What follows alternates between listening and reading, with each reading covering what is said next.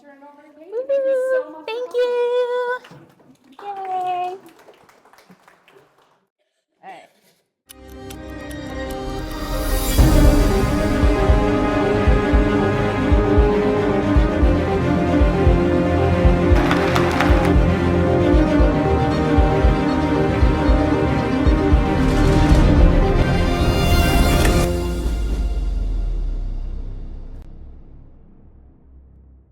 $150,000,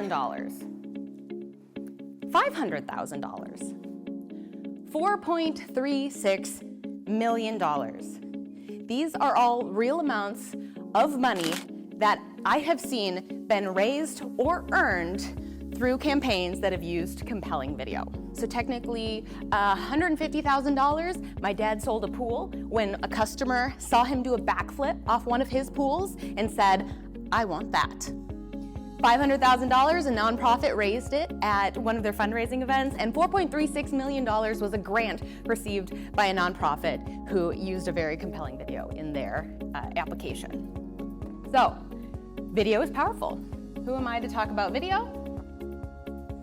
My name is Katie. I've always loved recording and capturing things. I've kept a journal since I was 7. I bought my first digital camera at 12. It was $100, Kodak EasyShare, 1.1 megapixel, which I looked it up, and last year, 50% of phones sold were 54 megapixels. So it had video, but the video didn't even include sound. Been doing it a long time, and I've always loved cameras, capturing, recording, all of that stuff.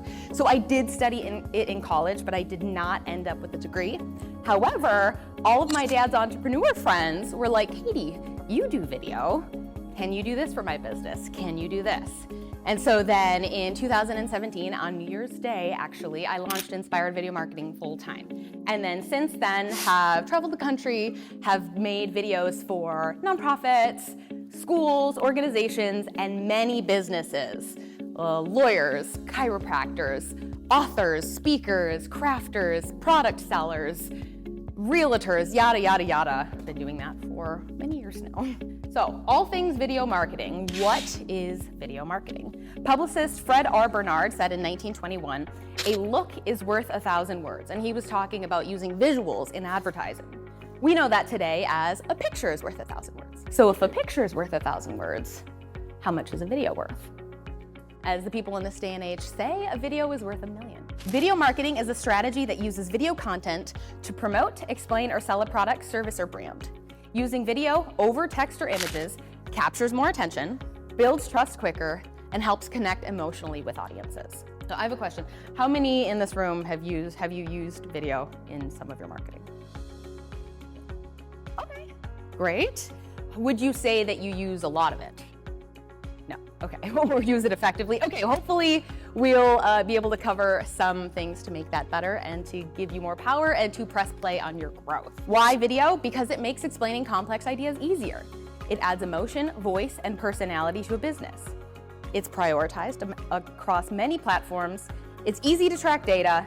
It's versatile and can be used across your whole strategy. It works when you don't. Just think, if you've got videos, you've got like little workers out there that are selling for you. Once you've put it out there, you don't have to do as much. You could be on a beach, drinking a margarita, and somebody somewhere is watching you and being sold on your product. That's leverage. Plus, there's no misinterpretation. It's not like the child's game of telephone where, I turn to you and I say something and you turn to her and this goes around the whole room, and by the time we get back here, it's garbled. The video, whether seen by you, the first person to see it, or 50 million person to see it, it's the same message. It's exactly how I want to represent me and my brand and my business, and I'm speaking directly to my person. While it may be virtual, connection is happening that scales your presence without muddying your brand and its story. That's the power of video. 93% of marketers report positive ROI on video marketing. 84% say video has directly increased sales. 86 to 90% say video helps generate leads. Video is expected to account for around 82% of all internet traffic by 2025, and the average viewer time is growing. In the US, many people spend well over 15 to 20 hours per week watching video content. We're not here to judge, but we can jump on that bandwagon. A brief history, because video marketing has changed even since I got into the game. So I think it's important to know where things start, because in this fast evolving world, we might learn something and then it changes on us and we don't learn how to adapt, but especially in this current environment, it's really important to adapt. So in the 1940s, the first official TV commercial was aired. It was actually a Bulova watch commercial that aired during a baseball game. It was 10 seconds long and it cost $9, right? Which I assume was expensive back in the day. So after World War II, television ownership soared, so people started watching, and as good marketers and advertisers know, you go where the people are, you go where the attention is. And so big brands started using storytelling ads very compellingly. Up to like the 1960s and beyond, we're thinking like Apple, Nike, McDonald's. The problem was it was expensive, so it was kind of cost prohibitive for the small businesses and was limited to mostly the big brands. In the 90s, we were getting the internet and there was some video, but it was very clunky. It wasn't gaining a lot of traction. So then in the 2000s, though, is where we see a big jump, because YouTube came about in 2005. And funny story, I read in a magazine, there was like this little aside that was talking about this new platform called YouTube, where you can create your own videos, upload them, and watch other people's. And I thought, that's such a dumb idea. Why would I want to see, what other people make? The TV content creators and the movie producers, like, they're good at what they do. I don't want to watch a Joe Schmo, like, talking to a camera, but I can eat some crow, because here we are. And so also in the 2000s, social media started, coming onto the scene. And then smartphones gave us access to that internet everywhere. And then also we got pocket cameras. So it's just getting easier and easier to get in the game. 2020, as we're going through, mobile video is getting more popular. Social media channels are prioritizing video. They're making it easier for native video. The cameras are getting better. As we said, my little Kodak EasyShare was 1.1 megapixels in, how old was it? It would have been like 2004, 2003 maybe. And now, you might have 50, 100 megapixels in your phone. So you can put out high quality content. And then as we are going into, the 2020s and beyond, 2025, we have even more tools in the form of AI. I know you guys have had a talk here on AI. I'm not sure if some of this is what you covered, but you should all have kind of an idea. It's just really easy and accessible to do this now. That doesn't mean that we're going to be perfect. Like in the early advent of like YouTube and like when small brands start putting out content, it didn't have to be that good because there wasn't that much of it. So if we think back to like Gary V's Wine Library TV, I went back and I looked at one of his videos and it really is as bad as you would think it was. It's like a single camera. He does have somebody like kind of zooming in and out on him, but low resolution, bad lighting, just one angle. But he saw a lot of success at that time with his long form videos that he put out consistently. Didn't have to be crazy quality, didn't have to be, because there wasn't that much out there. But now we're dealing in this barrage of content that it's not enough to just put it out there because there's so much available. We wouldn't be able to watch everything out there even if we had lifetimes and lifetimes to devote to it. So it's more than just doing it. It's about having the right video in the right format, in the right place, for the right people, telling the right story. It's more important than ever to really niche down, get clarity, and do it intentionally, and not just kind of like fire hose, hope and pray as a strategy. I could stand up here and tell you the how-tos of making a video, but I'm not going to, because we saw in the brief history, it used to be cost prohibitive, now it's not. We all have the power. Any one of you right now could pull out your phone, press record, and then with a click or two, upload it to YouTube and have put out a video. So I don't think what we need is pure technical know-how. Of course, some of that makes it easier, but I don't know your specific situation, so I don't think that makes sense in this context to teach the technical know-how. There are tools, there are resources. We all have infinite knowledge at our fingertips. So what we do need is a strategy. We need a purpose, and we need to know what the tools and resources that we have available are. Plus, you'll get better as you go. Learn, do one thing at a time. So where does that lead us? Okay, the funnel and the videos that power it. So you all have your worksheet so you can do this while I'm talking. You can do it later. You don't have to do it. I'm not going to grade your papers. So Russell Brunson popularized the digital funnel structure with landing pages and like the conversion, but the marketing and sales has always been a customer journey. It's always been a funnel. It's where somebody starts in this wide world of not knowing who you are and what you do, and then you come across their awareness. Then they learn to trust you, they become paying customers, repeat paying customers, and then in their final form, your raving fans, your own salespeople. So I would like to go through this funnel because whether we know it or not, whether it's all been intentional, we all have some form of a funnel in our businesses. We all have this journey that our customers go through before they know us, to how they get to know us, how they get to like us, trust us, how we sell them, and then how we get repeat business. We're gonna go through some of the videos that could help in this journey for you. If you think of other things, if sitting down you haven't thought of it quite this way, feel free to write anything else that comes to mind. Yes, this is a talk about video marketing, but it's all about effective marketing. So video is not standalone. I know perhaps in the past you could use kind of video as a standalone tool, but now it really works effectively in an integrated strategy. Okay, awareness. People first discover you. How are they discovering you? Through ads, through referrals, through Google searches, through blog posts, YouTube, events. The goal in this part of the funnel is to grab attention and introduce your business. It doesn't count as awareness if you have this ad and they're scrolling and they don't even see you. Like, you want them to stop and pay attention. And that's all we're trying to do here. We're not trying to sell here.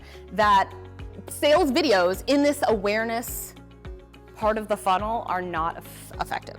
Okay, but videos that do work well here.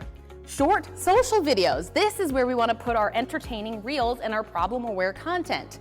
We want short, we want snappy, we want the hook, we want the story. We want to entertain. Educational snippets, tips, hacks, did you know content. Keep it light, keep it informational, keep it interesting. This is not the place to, put your hour-long podcast where you don't get to the meat of it until, 26 minutes and 32 seconds in. We've all heard everybody's attention span is so short. This is where we want to capture that attention span if we're doing these short ads that we're hoping pop up on or short videos that we're hoping are popping up on somebody's For You page. There's other ways to do this. You can, pay for clicks through Google. You can pay for ads on YouTube or the other social media platforms. There's lots of ways to do this. But if you are trying to show up in somebody's For You page, you want to be relevant for them and you want them to watch you. Brand story videos, who we are, why we exist. Thought leadership clips, insights and opinions. Keep it light, engaging, and shareable. Don't sell yet, just looking for attention. Okay, then we move down into the interest and consideration. This is where they start engaging. This is where they're visiting your website, watching more of your videos, signing up for your email list, following you on social media. Okay, they're kind of learning about you and comparing their options. The goal in this part of the funnel is to build trust and to show your expertise. Videos that work well here. Explainer videos, showing off what your product or service does. How-to tutorial videos, showing authority and helpfulness.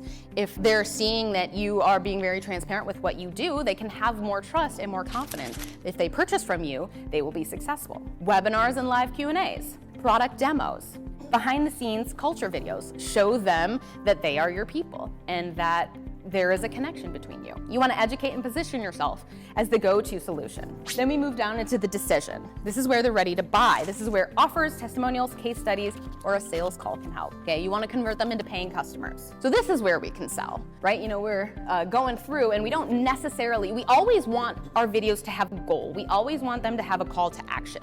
We don't just want to, spray and pray. There's always I'm putting this out there because I hope that they will share this video, or I hope that they will go to my website, download this free resource, come to my event, or some specific action. It's not always, I'm putting out this video so this stranger is gonna sell my product. So I know maybe Russell Brunson can do that, some of the really big internet. Once you've done it a lot, maybe you can, but ideally, we're building that trust and we're building that connection first. But now we get to the sales portion where we do want to convert them. We've gained their attention, we've gained their trust, and now all we need to say is, I can solve your problem, trust in me, give me your money. So case studies videos work here. Results-driven storytelling. I find that this works really well when I'm making fundraising videos for nonprofits. You know, you start with what the problem is, you go through this intervention, and then now here's what life looks like afterwards. And so this can also work for customer testimonials. I've had a lot of success. I've seen a lot of businesses have success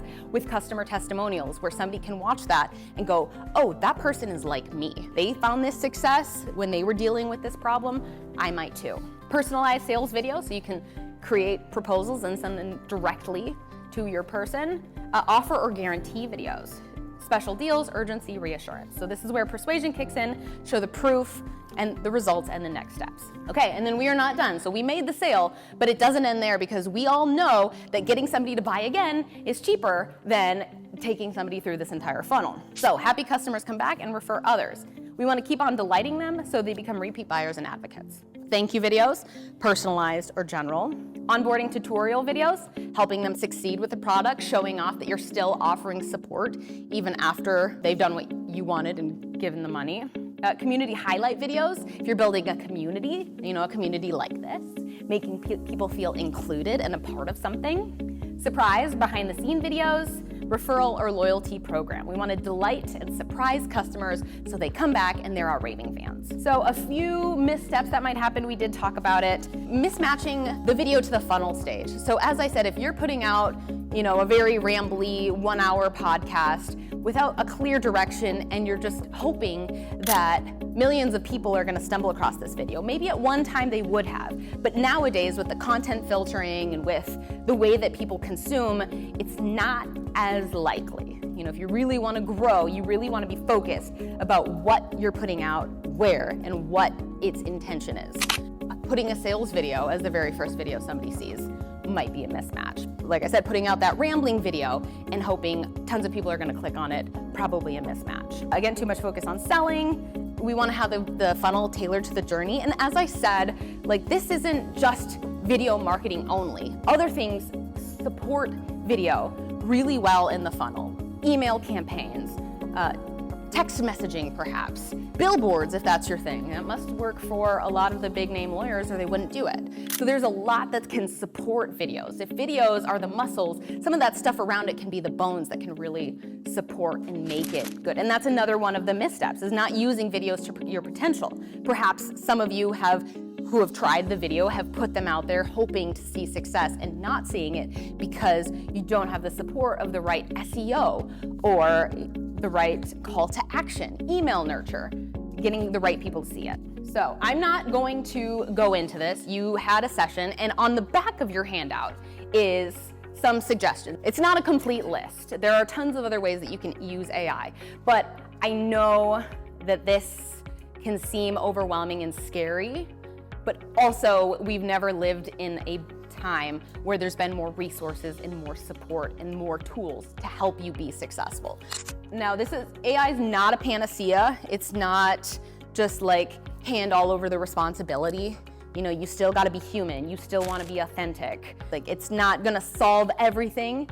Many businesses are using AI not to replace creativity, but to scale it. This can just make your life easier. All right, so got some final thoughts. I would just want to answer a couple questions that I get often, and then we did it. Is my phone good enough? For the most part, yes, it is. Okay, there might be some times if you're going to, put out a Hollywood video, maybe you want to use some cameras that are not your phone. Or maybe if you're doing a fundraising video or a video that a lot of people are going to see, fine, hire a professional, use different equipment. But day to day, and for the most part, using your phone is just fine. I would warn you, make sure you're in a somewhat quiet room, and please do not shoot with a window behind you. Just turn around, use the natural light, it'll look way much better, and I won't laugh at you when I'm scrolling. Do I need to edit? Ideally, yes. However, if that is going to stop you from getting started, then don't worry about it. Press record, upload it as is, and just get started. The next steps will appear. You'll run into something and then you'll learn how to fix that. Then you'll do that. Then you'll hire an editor. Then you'll download one of these. There's software that can edit long form into short form. There's software that you can edit based on what you say and just drag and drop videos. Yes, editing is good, however, don't let that stop you. It's not gonna be good when you first start, that's okay. If you get haters, congratulations, because then you've made it. Okay, how do I get more bang for my buck with my time, money spent on videos? As I said, repurpose. You know, you spend a lot of time making one video, cut it into shorts, transcribe it and make it a blog, cut out little GIFs. There's a lot of ways to use one piece of content in your overall marketing strategy. Okay, and what if I don't want to be on camera? You don't have to be. There's stock footage, there's AI generated images, there's animation videos and graphics. You can use voiceovers, you can use just text. There's lots of ways, product demos of just your hands. There's lots of ways up the mountain. I would challenge you because you are your brand, you are your business. People interact with you, they know your face. There is something in watching somebody and engaging that you trust them and you feel connected to them. And this is the one face you have, and this is what you're engaging with everybody day to day. This is how they know you as. So why not be on camera? However, that's not something that needs to stop you. And of course, if getting started ramping up with what you have is of interest to you, but it feels overwhelming, heavy, if you feel like your time is better spent, then this is what I do. So I work, do it yourself. I can consult, do it with you, film only or edit only, and of course, done for you. Here are some ideas on how to press play on your business growth. Now you know some of the why, how, and what of video marketing in 2025. And now it is time to press stop on this presentation. Okay.